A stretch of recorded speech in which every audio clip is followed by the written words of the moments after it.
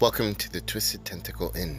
I'm your Innkeeper Vase Odin, and today I will be talking about the different scenarios, mostly the deluxe expansions and standalone scenarios, and whether it's right for you. This video is meant for beginners and people who are new to the game, who are kind of confused as to which scenario to start with. And before I begin, first thing I did want to say, if you're new to the game and you really like it, the first expansion I recommend you buy is actually a second copy of the core set. It's extremely important for you to have consistent decks, and decks are a little bit more reliable, and with the challenges that come with the new scenarios, your decks will be a little bit more up to par to handle those challenges. Alright, so the first expansion to be released was the Dunwich Legacy. This one is fairly straightforward. There are some unique mechanics that they use to make some scenarios really interesting. Some scenarios are hit or miss. The two scenarios that come in the box are both great. I think that any new player would truly enjoy this expansion as the first one that they purchase. Challenge rating wise, it's definitely one of the easier ones of the deluxe expansions. So again, for a new player, I think you can start with this. It's got some decent player cards, and you know, if you go through the whole storyline, the story is pretty good. It's pretty straightforward and pretty good. The scenario starts with the disappearance of two professors from the Miskatonic University, and you're hired to find them. And as the story develops, you start uncovering some deeper things that are supernatural and that are beyond explanation. And then it kind of takes you in through this awesome ride in through Dunwich, and then quite possibly to other dimensions. So pretty cool. I think a new player would definitely enjoy this highly, and I do recommend that you start off with this one.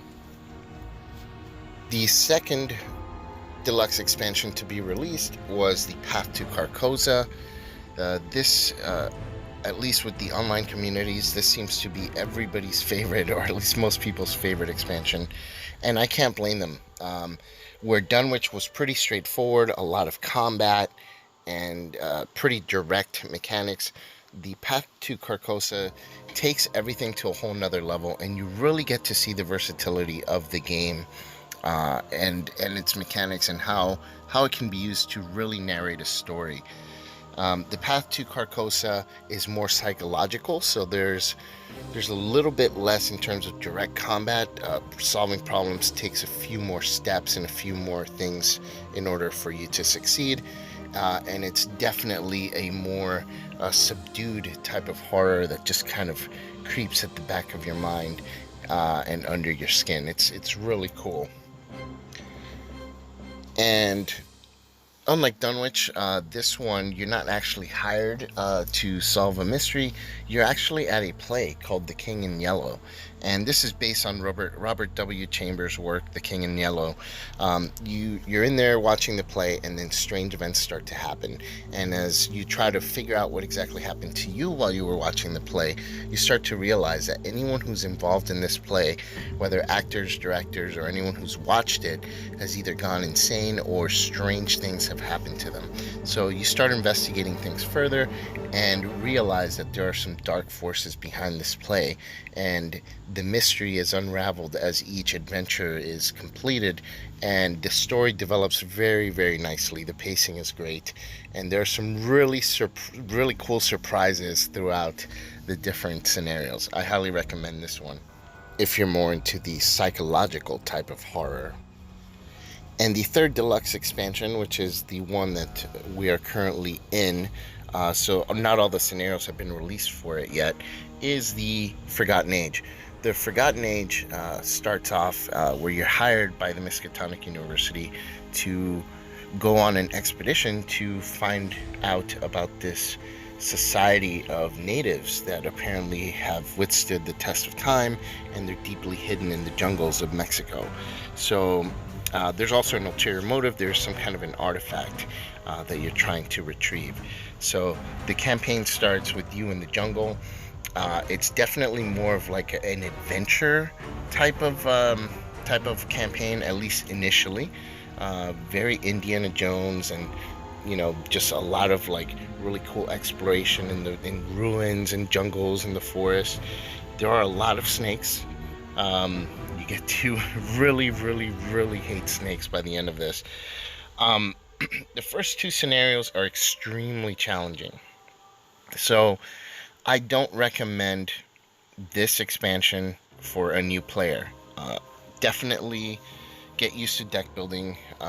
You'll more than likely lose on your first couple of tries through it, because there are some new unique things that they add into it. And if it's your first time playing, you don't know really what you're getting yourself into. So you're more than likely going to lose. Prepare to be frustrated the first couple of times. This game kind of is like that anyways, but hopefully that is something that you're expecting. If you buy this as your first expansion as a new player, you may quit the game, so I highly recommend that you do not make this your first purchase.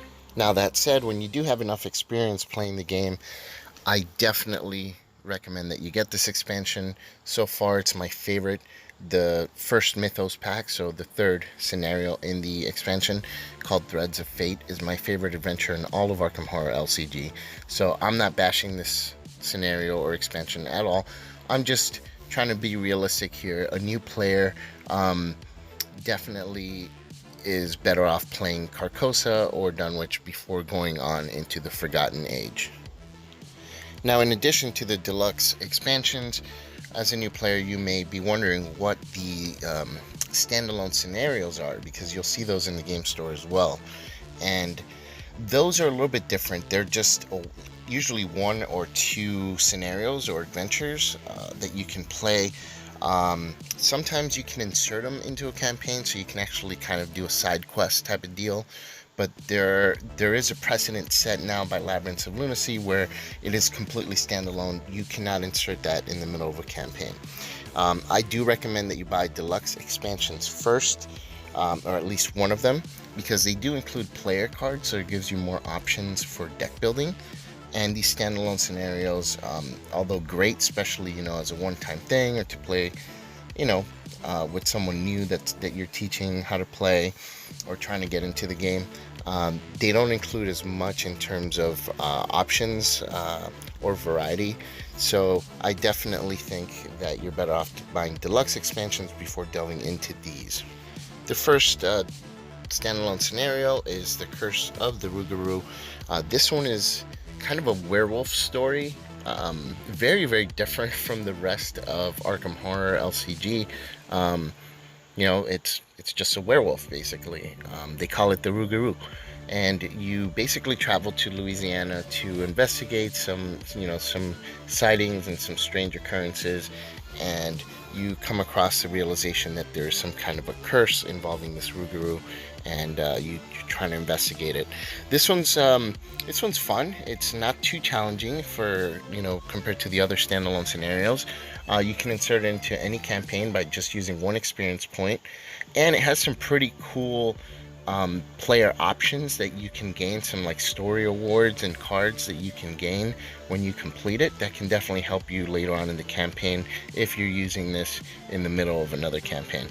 Definitely the first standalone scenario that I recommend that you buy. The second scenario to release was the Carnevale of Horrors. The Carnevale of Horrors takes place in Venice. Story-wise, it's a little bit harder to justify for your investigators to go to Venice in the middle of a campaign that doesn't involve a lot of traveling. But overall, this one is a really cool story, even if you don't insert it into a campaign and just run it as a standalone. You're in the streets of Venice, in the middle of a celebration, and apparently there are some cultists, and there's again some kind of ancient creature that they worship, and they're apparently trying to resurrect or to bring out. So while you're in the streets of Venice, you're trying to save people in the middle of this mayhem and madness. This scenario is very challenging. It has some really cool player cards as well, like not player cards, but story reward cards that you can use in your deck if you complete this in the middle of a campaign. but it is challenging. So be prepared for your investigators to maybe lose and take some trauma because of it. So, you know, very fun. Definitely, I think story-wise and the way it plays out, much better than Curse of the Rougarou. But I don't recommend it for a new player because it is definitely challenging. And the third standalone scenario is the Labyrinth of Lunacy. Labyrinth of Lunacy is kind of a different take on some of the other stories. You're not really investigating, you've been captured and you are escaping. So you're put through this kind of game where you have to solve riddles and puzzles and survive. So it kind of reminds me of Saw or like some of these torture movies. A lot of torture and pain and just traps and stuff. So definitely has its own flavor. Again, pretty straightforward. This one was actually made before I think many of the others, so it just took a while for it to release. So it doesn't really kind of delve into new mechanics as much as some of the other scenarios. But overall, I recommend this if you're playing like in a big group of more than 4 people. Because this scenario is amazing. If you want to check out my other review on it, it's amazing when you're playing multi-table. It has a very, very cool dynamic when you're playing with several tables, because you're several groups of investigators all trying to escape, but you're in different parts of this labyrinth, and you kind of interact between tables and kind of help or hurt each other. And it's a lot of fun played that way. If you play it just straight through, first, you can't insert it into a campaign, so you have to play it just by itself. And second, it's the story falls a little bit flat. It's still okay, but if you're just gonna sit down and just play one thing because you only have time for one scenario for the night, it's not the one that I would go to. So it's not as fun unless you're playing in a huge group dynamic type of deal. So you've been warned on that one. Challenge wise, it's not extremely challenging, but it's decent enough and it's a lot of fun, at least when played with a big group. And that does it for the Scenario Buyer's Guide. Hopefully it was helpful for new players and made your decision making a little bit easier when deciding what to buy next for this amazing game. At the end, I think really you should buy it all, because it's all really cool and this game's a lot of fun. But I understand it gets very, very expensive, especially as they release more and more content for it. So hopefully this helped, and I'll talk to you very soon. Innkeeper Vase Odin signing out. Oh yeah, and as Daddy always says, leave your comments down there.